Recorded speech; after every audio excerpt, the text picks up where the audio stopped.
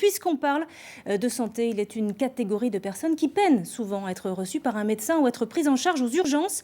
Alors pour faciliter l'accès aux soins des handicapés, une charte va être signée aujourd'hui avec la ville de La Rochelle. Nous en parlerons dans un instant avec notre invité. Mais d'abord, pour mieux comprendre, je vous propose de regarder ce reportage. Nathalie Combès et Pierre Lahaye se sont rendus dans un foyer qui accueille des adultes handicapés à Châtelaillon. C'est une résidence où il fait bon vivre avec une vue imprenable sur les marais de Châtelaillon. Créée en 2010 par l'association Emmanuel, cette maison de retraite spécialisée accueille 16 personnes handicapées mentales de 60 à 77 ans dans un cadre de vie idéal pour s'épanouir. Ici, on est vraiment dans notre appartement. Je me sens bien parce que je vis ma retraite tranquille. C'est tranquille, on a les marais, on a les oiseaux, on a tout là. C'est joli. Ici, les pensionnaires ont droit à un accompagnement personnalisé et à des soins adaptés à leur handicap. Il y a 4 établissements de ce type en Charente-Maritime, encore trop peu pour répondre aux besoins. Nous avons une liste d'attente d'environ 50 personnes sur l'association. Ce sont des personnes qui atteignent 60, 70, 80 ans et pour lesquelles il faut proposer une équipe qui soit formée au handicap et également formée au vieillissement. Améliorer la qualité de vie des personnes déficientes, c'est une priorité pour l'association qui a commencé par ouvrir un atelier d'aide par le travail en 1974, toujours très actif aujourd'hui. 62 personnes travaillent à ce jour à l'œuvre d'Emmanuel dans différentes activités. L'objectif que nous poursuivons au quotidien, les équipes éducatives qui sont constituées de 15 personnes à ce jour pour les SAT, et la valorisation des personnes au travers des activités de leur savoir-faire. Ça fait 12 ans que je travaille ici et j'ai appris le métier de tisserand ici.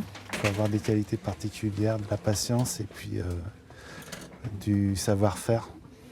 Aujourd'hui, l'association Emmanuel gère 19 établissements médico-sociaux. Elle accompagne près de 600 personnes en situation de handicap dans le département.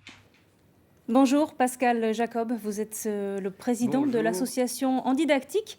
Cette charte dont je parlais tout à l'heure, elle porte le nom et le prénom de votre fils, Romain Jacob. C'est donc un combat qui vous touche personnellement ? Et oui, j'ai eu l'honneur d'apprendre que le ministère et les ARS étaient d'accord pour donner le nom de mon fils, Romain, qui venait de décéder à la première signature de la charte Romain Jacob. Il est décédé parce qu'il n'avait pas été pris en charge dans un hôpital ? Malgré son handicap ? Il est décédé parce que c'était très difficile pour lui, parce qu'il n'y avait pas eu suffisamment de prévention, parce qu'il n'y avait pas l'habitude et la connaissance de cette personne dans l'acte de soins. Et aujourd'hui, c'est tout à fait changé. Alors revenons à ce texte justement que vous avez déjà signé plus de 2700 fois avec différents partenaires. Qu'est-ce qu'il a changé ? Qu'est-ce qu'il va changer pour les handicapés ? La première chose, c'est que l'accès aux soins des personnes handicapées n'appartient pas à l'hôpital, pas au médico-social, pas à la médecine de ville, pas à l'aide à domicile, mais à l'ensemble de tous ces acteurs ensemble. Mais ces acteurs ne se connaissaient pas bien. Ces acteurs ne connaissaient pas le rôle respectif de chacun. Ces acteurs ne connaissaient pas le handicap. Avec les personnes handicapées, nous avons écrit un texte commun compris par tout le monde, qui permet à chacun de travailler ensemble pour l'accès aux soins. Ceci nous a permis, 1, que les personnes se connaissent, 2, qu'elles parlent un langage commun, et 3, qu'elles puissent s'entraider les unes par rapport aux autres pour permettre un accès aux soins qui soit le plus performant possible. Pascal Jacob, il y a peu des personnalités ont interpellé les candidats à la présidentielle pointant l'absence du handicap dans la campagne. C'est un point de vue que vous partagez ?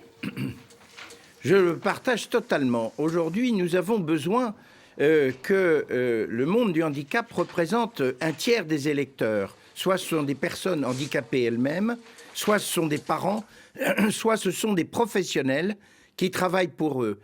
Si on ne se préoccupe pas du monde du handicap dans la politique française, on va rester un des derniers pays. Il faut aujourd'hui que les politiques prennent en compte cette donnée-là. Et je pense que c'est important que ces électeurs aient la parole pour qu'on se mobilise tous, pour que le vivre ensemble la quête d'une autonomie, aussi petite soit-elle pour chacun, puisse être dans notre beau pays.